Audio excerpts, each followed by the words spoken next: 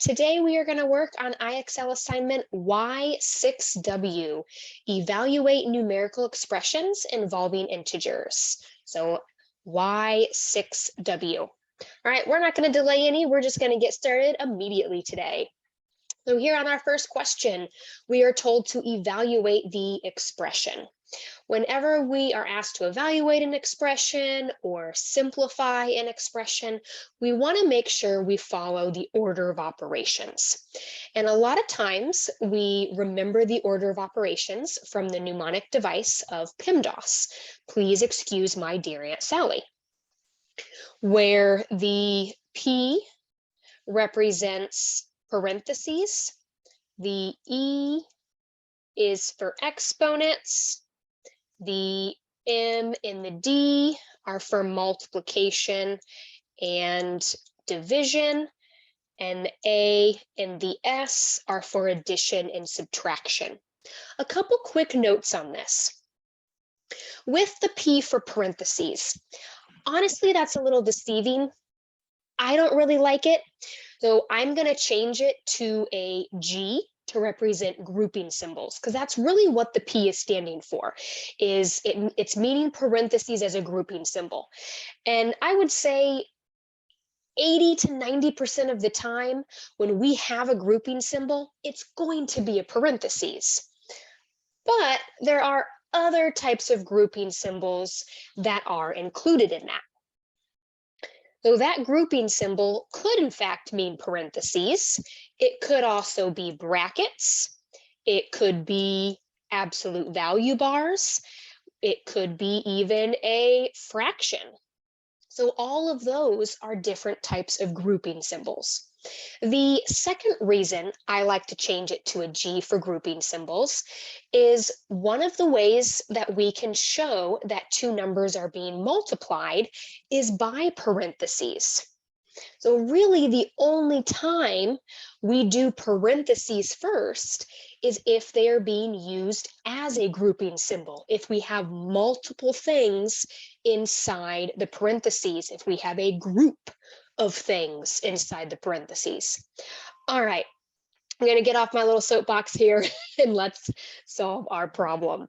So if we look at this question here, I'm going to rewrite it so we have room to work it out. -4 minus a -4 times 1, and I'm going to change that x to a dot, because now that we are in higher levels of math, we want to start using either dots or parentheses to represent our multiplication. All right, when I look at this, I don't have any grouping symbols. There's no grouping parentheses, brackets, fraction bars, anything like that. Next up is exponents. I don't have any of those either, but I do have some multiplication or division, which would be this right here. I do want to be careful and recognize that this is a -4 that I'm multiplying. So -4 times 1 is -4, and I'm going to bring everything else down. I don't have any other multiplication or division, so check, that's done. And now we are on to addition or subtraction. And I see that I have a subtraction sign here. Now, depending on your comfort level with integers, so integers are positive and negative numbers, there could be a couple ways you look at this. The first way is you might recognize that whenever you have minus a negative cancels each other out and becomes a positive. If that's weird to you, you don't recognize that right away, then you can just fall back on the more common method that applies to all situations, is using keep, change, change. This is something that I used even through high school. Even once I got more comfortable with integers, it just was a habit, and I continued to use it because it was comfortable to me, and I knew that it would help me get the questions right. So you use keep, change, change whenever you are subtracting integers. With keep, change, change, you keep the first number the same, change subtraction to addition and change that second number to be the opposite sign, which is a +4. And looky there, that gives me the same thing as the first method I shared, because that minus a negative became a positive. Now that I've fixed this, I can complete that addition / subtraction step. -4 + 4 is 0. So the answer to us evaluating this expression is 0.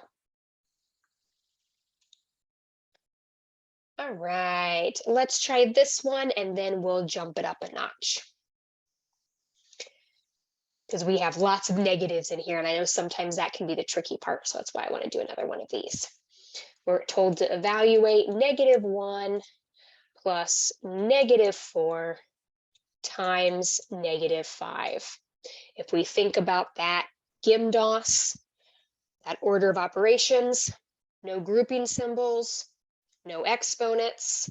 Now it's the multiplication and division step, which I do have. Be careful of your signs. Recognize that it's a -4 times a -5. Remember, when you're multiplying and dividing, if the numbers have the same sign, your answer will be positive. If they have different signs, your answer will be negative. So a -4 times a -5, they have the same sign, meaning we'll get a +20.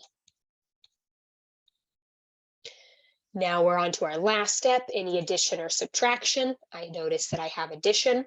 Let's refresh those integer rules for that. When you have addition of integers, if the numbers have the same sign, you keep the sign and just add them. If the numbers have different signs when you're adding, which is what we have here, you technically subtract in your mind, and then you keep the sign of the larger absolute value. We would get 19, and then 20 is the larger absolute value, 20 is positive, therefore our answer will be a +19. And if the integer aspect of this, the positives and negatives, is a little confusing to you, in the comment section of this video, I will link another video that we have that goes over addition, subtraction, multiplication, and division of integers. That might be able to help you out there.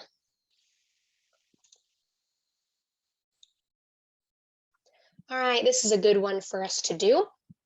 Evaluate the expression 6 times 5 divided by 3 times 3. Order of operations, no grouping symbols, no exponents, but I see lots of multiplication and division.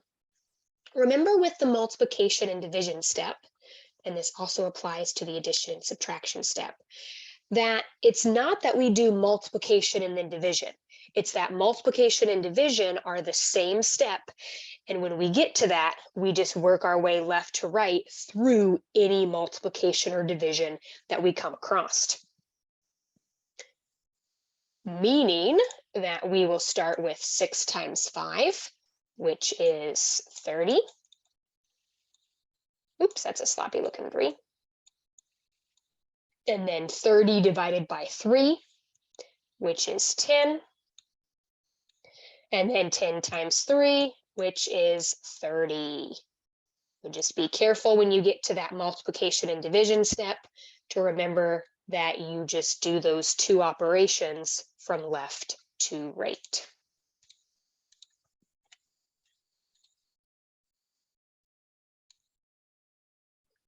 All right, let's try this one. We have the quantity of 5 times 9 minus 6 divided by 3. Do we have a grouping symbol? Yep. In this case, parentheses are my grouping symbol because the parentheses are around several things. They're around a group of numbers. So they qualify as a grouping symbol. which means we want to simplify that first before doing anything else. So within the grouping symbol, we're still going to follow order of operations. So within my grouping symbol, there are no exponents, but I do have multiplication here, giving us 45 minus 6. And then 45 minus 6 equals 39. And 39 divided by 3 is 13.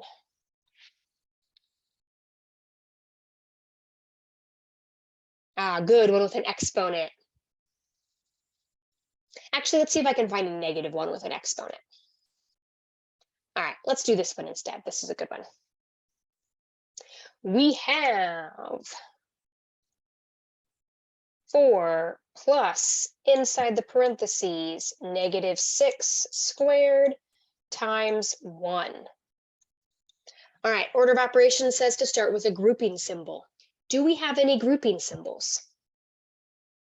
We don't, because even though I have parentheses, those parentheses aren't around a group of things. They're around a single number of negative 6. So those parentheses are not a grouping symbol. What they are is they are just telling you that, hey, this 6 is negative. It's informing you that the negative belongs to the 6. The reason that's important is when we get to our next step, exponents, it will ensure that we have the correct sign, because those parentheses are saying, hey, it is the negative 6 that's being squared. Our base of our power is a negative 6, the exponent's a 2. Remember, with exponents, they mean how many times you multiply a number by itself. So this means negative 6 times itself twice.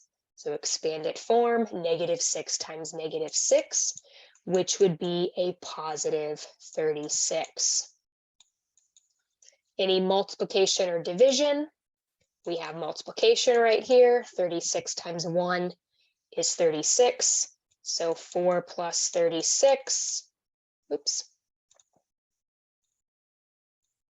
And then complete that addition, and we have a final answer of 40.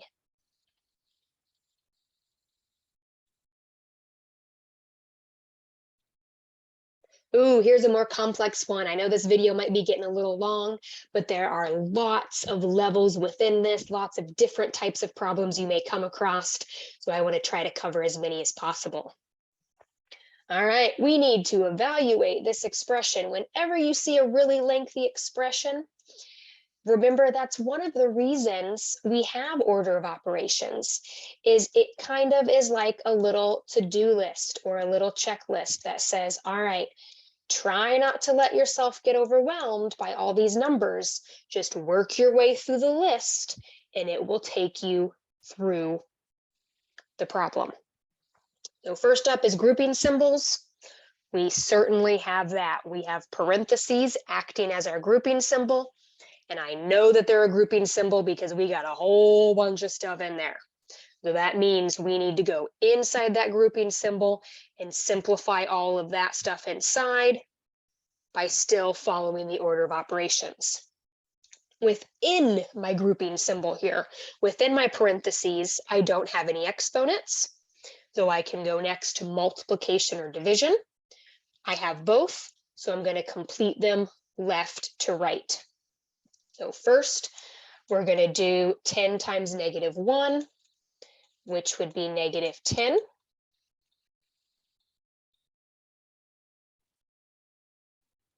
And then now we need to do our division. Negative 9 divided by negative 3. A negative divided by a negative is a positive 3. All right, next up with inside the parentheses, we have addition. Remember, when you're adding integers and they have different signs, like we have here, you technically subtract them. And then you take the sign of the larger absolute value 10 is larger and 10 is negative, giving us a -7. All right, my grouping symbol is completely simplified. Now I can move on, and the final thing I have is that exponent. And remember, all the parentheses are telling us here is that the -7 is our base. The -7 is what's being multiplied by itself twice. So -7 times -7 is a positive 49.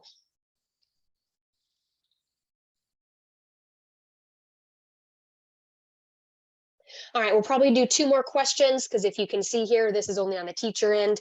We're on level 7 of 8, so we'll do 1 question on level 7 and then a final one on level 8. We have the quantity of 20 plus -18 cubed divided by -2 plus 16. Order of operations, any grouping symbols? Yep. My parentheses here are in fact a group. So 20 plus -18 would be a +2, which is being cubed. Next up in order of operations is our E for exponents, which I have here. So that 2 cubed means 2 times itself 3 times. So 2 times 2 times 2. 2 times 2 is 4. 4 times 2 is 8. So 8 divided by -2 plus 16. Next up is multiplication or division. I have division. 8 divided by -2. A positive divided by a negative is a -4 plus 16. And final step, -4 plus 16 would be a +12. +12. Yay! All right, here is our final question. We're on our final level. Let's do 12 minus -1 squared plus -4 plus 2. Order of operations, G for grouping symbols. Yep, I got some. All right, I look inside that grouping symbol and I see that I have a minus sign and I'm subtracting integers. I'm subtracting a negative number. So whenever you're subtracting integers, use keep, change, change to make it addition.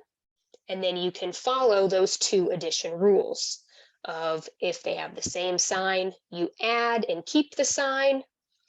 If they have different signs, you technically subtract in your mind and keep the sign of the larger absolute value.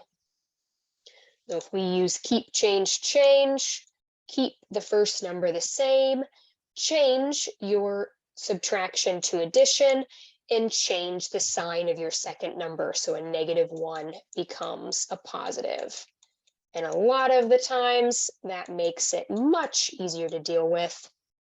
And it did in this case. We now have 12 plus 1, which is 13 squared. Next up is exponents. We need to know what 13 times 13 is. 13 times 13 is 169 plus -4 plus 2. All right. Looks like I don't have any multiplication or division. I have addition and subtraction. Work on that left to right. So 169 plus -4 would be 165. And then 165 plus 2 is 167. All right, so that takes you all the way up into even the challenge zone, of course, because we went through all the levels of difficulty. Remember that you don't need to get 100 SMART score. Your goal is to get that 80 SMART score. That's considered mastery, and that is 100%. All right, if you have any questions, make sure to reach out to your teacher and we'll be happy to help. Bye.